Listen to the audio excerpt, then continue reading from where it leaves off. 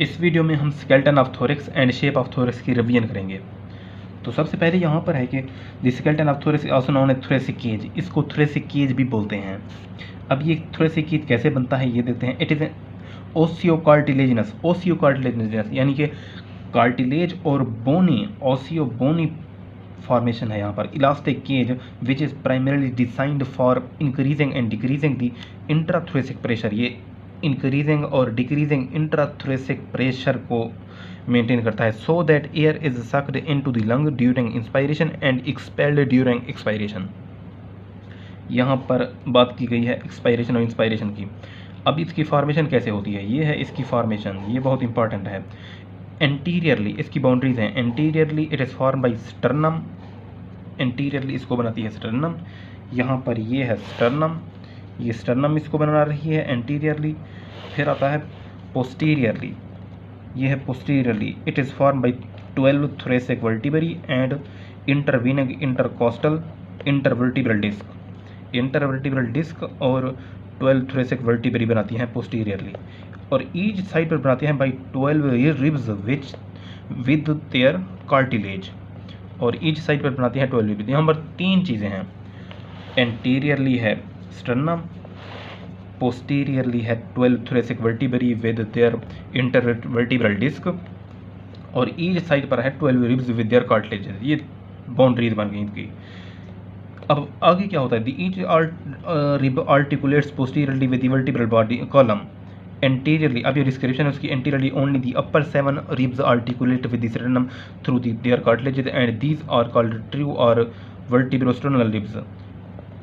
जो only 7 ribs हैं वही आर्टिकुलेट करती हैं, ये हैं वो 7 रिब्स। ये यहाँ से first second third fourth fifth seventh sixth seventh, ये वो रिब्स हैं जो आर्टिकुलेट करती हैं स्टर्नम के साथ, और इनको कहते हैं ट्रू रिब्स। अब आगे है the costal cartilage of the next 3 ribs, the 8th 9th and 10th end by joining the next higher cartilage. These ribs are known as vertebrochondral ribs, यानी कि ये वर्टिब्र के साथ अटैच हैं और एंटीरियरली कार्टिलेज के साथ। The costal cartilage of the 7th 8th 9th and 10th ribs form the sloping margin, ये स्लोप बनाती हैं, जैसे ये किस्म की स्लोप बनी हुई है, इसको कहते हैं स्लोपिंग मार्जिन। अब नेक्स्ट चलते हैं। The anterior end of the 11th and 12th ribs are free. जो 11th और 12th रिब्स हैं, यानी 11 और 12, इनके जो मार्जिन हैं, इनके एंटीरियर एंड वो फ्री हैं। दीज आर कॉल्ड फ्लोटिंग और वर्टिब्रल रिब्स, इनको कहते हैं फ्लोटिंग और वर्टिब्रल रिब्स। अब हमने यहाँ पर पढ़ी है कि एक है ट्रू रिब्स, फिर थी ये है फ्लोटिंग रिब्स।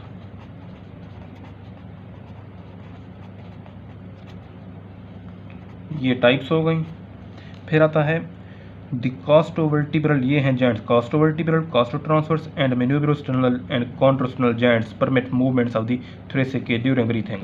ये जो जॉइंट्स हैं ये ब्रीथिंग के दौरान जॉइंट्स की मूवमेंट को परमिट करते हैं। अब ये इसकी वाज हैं, ये एंटीरियरली स्टर्नम, पोस्टीरियरली ये वर्टिब्रल कॉलम, और ईच साइड पे ये जो हैं ये हैं रिब्स। ये थी boundaries of the thoracic cage. अब यहाँ पर एक क्लिनिकल है, ये इंपॉर्टेंट क्लिनिकल है, इसको देखते हैं। The chest wall of the child is highly elastic, जो चाइल्ड की चेस्ट वॉल होती है वो हाईली इलास्टिक होती है। And fractures of the ribs are therefore rare, यहाँ पर जो रिब्स का फ्रैक्चर है वो रेयर होता है, बहुत कम होता है। इन अडल्ट्स द रिब्स में बी फ्रैक्चर बाई डायरेक्ट और indirect violence. In indirect violence like crush injury, the rib fractures at its weakest point located at the angle। जो एक रिब का वीकेस्ट पॉइंट होता है वो होता है उसका एंगल, ये है weakest point of the rib angle, यहाँ पर ये फ्रैक्चर इसका हो सकता है। The upper 2 ribs which are protected by the clavicle and lower 2 ribs which are free to swing are least commonly injured. जो लास्ट 2 रिब हैं यानी 11 और 12 और अपर रिब्स यानी 1 and 2, ये लीस्ट कॉमनली इंजर होती हैं। अब यहाँ पर ये है एक रिब, ये है इसका एंटीरियर एंड, ये पोस्टीरियर एंड। अब ये है एक एंगल, ये एंगल है weakest point of the rib, vulnerable site of fracture of rib यहाँ पर हो सकता है। अब नेक्स्ट टॉपिक है shape of the thoracic cage. इसकी शेप किस से रिजिम्बल करती है, यहाँ पर हम देखते हैं। ये शार्ट साइज को देखते हैं। The thorax resembles a truncated cone which is narrow above and broad below. The narrow upper end is continuous with the root of the neck from which it is partly separated by the sub pleural membrane और Sibson's फेशा। इसको एक फेशा है, उसको कहते हैं सिब्सन्स फेशा। सिब्सन्स फेशा वो इसको सब प्लूरल मेम्ब्रेन से सेपरेट करता है। The broad or lower end is almost completely separated from the abdomen by the diaphragm which is deeply concave downward। ये बस इतना ही इंपॉर्टेंट है। आगे है इसके सेक्शन हैं अब, और इसके कुछ शेप हैं। इसमें देखते हैं कि अडल्ट में क्या शेप्स हैं और इन्फेंट में क्या शेप्स हैं।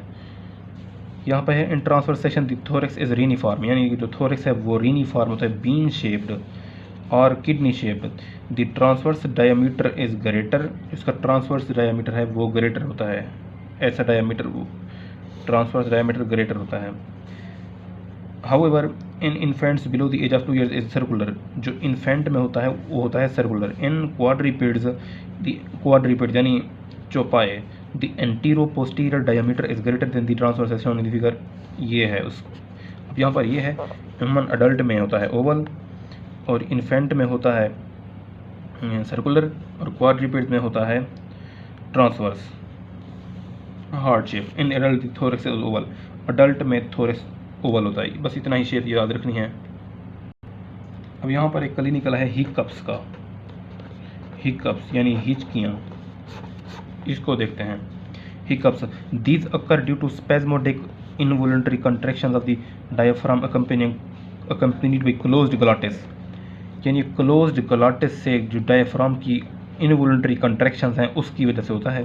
These usually occur due to gastric irritation, ये गैस्ट्रिक इरिटेशन की वजह से होता है। Hiccups may also be due to phrenic nerve irritation, phrenic nerve की इरिटेशन से भी होता है, यूरीमिया और हिस्टेरिया से भी होता है। अब नेक्स्ट टॉपिक है सुपीरियर अपर्चर ऑफ थोरेक्स और इनलेट ऑफ थोरेक्स। ये क्या है? The narrow upper and of the thorax which is continuous with the neck is called the inlet of thorax, यानी कि वो अपर्चर जो इंट्री को परमिट करता है, यानी कि ये है इन, ये है परमिट यहाँ ऐसे, ये इंट्री थोरेक्स की इंट्री को परमिट करता है, वो है इनलेट। इट इज, इसकी शेप किडनी शेप्ड है, ये ट्रांसवर्स है, डायमीटर है इसका 10 to 12.5 centimetre, the anterior posterior diameter is 5 centimetre. अब इसकी बाउंड्रीज देखते हैं। एंटीरियरली है ये upper border of manubrium sterni, manubrium sterni इसका एंटीरियर बॉर्डर है। पोस्टीरियरली है superior surface of the body of the first thoracic vertebra, first thoracic vertebra इसकी पोस्टीरियरली बॉडी है। ईच साइड है first rib with the its cartilage. अब यहाँ पर ये है बाउंड्रीज, ये है। अब ये शो किया गया है फ्रॉम ट्रांसवर्स सेक्शन से, हम सुपीरियरली देख रहे हैं। ये है एंटीरियर मेन्यूब्रियम स्टर्नाई, ये है पोस्टीरियर, और यहाँ पर ईच साइड पे बनता है इसका फर्स्ट रिब। अब यहाँ पर ये यहाँ पर लिखा हुआ है कि एक फेशा है जो सेपरेट करता है इसको, इसको कहते हैं सिब्सन्स फेशा, हम पहले भी पढ़ चुके हैं। और सब suprapleural membrane, it partly separates the thorax from the neck, ये थोरेक्स को नेक से सेपरेट करता है। The membrane is triangular in shape, its apex is attached to the tip of the transverse process of the 7 cervical vertebra and base to the inner border of the first rib and its cartilages. अब यहाँ पर Sibson's fascia है, इसको is regarded as the flattened tendon of the scalenus minimus, ये muscle है स्केलिनस minimus या प्लूरलिस muscle, ये muscle हैं। अब it is thus form by the scalenus minimus muscle and endothoracic fascia. ये इतना ही इंपॉर्टेंट है। नेक्स्ट हम देखते हैं आगे क्या है।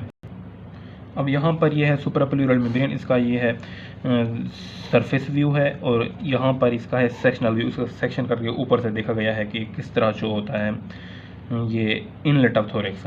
अब कुछ स्ट्रक्चर पास करते हैं इस इनलेट ऑफ थोरेक्स से, वो कौन कौन सी स्ट्रक्चर है वो हम देखते हैं। ये स्ट्रक्चर्स हैं viscera, large vessels, smaller vessels, nerves and muscles. ये हम देखते हैं कौन कौन से स्ट्रक्चर्स हैं। Structure passing through the inlet of thorax, यानी इनलेट ऑफ थोरेक्स से कौन कौन सी स्ट्रक्चर पास करती हैं।